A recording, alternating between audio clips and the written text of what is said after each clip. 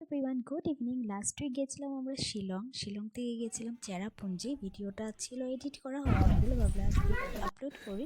আমি শিলং কবার আসছি, যদিও এখানে গুফাতে ঢোকা হয়নি, কেভে।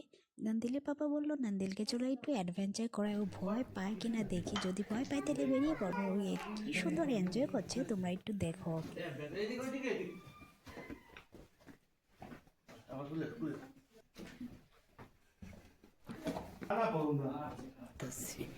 खाली इधर में छोटा 14 सेकंड बाद में खोला जगह अंदर में देखबा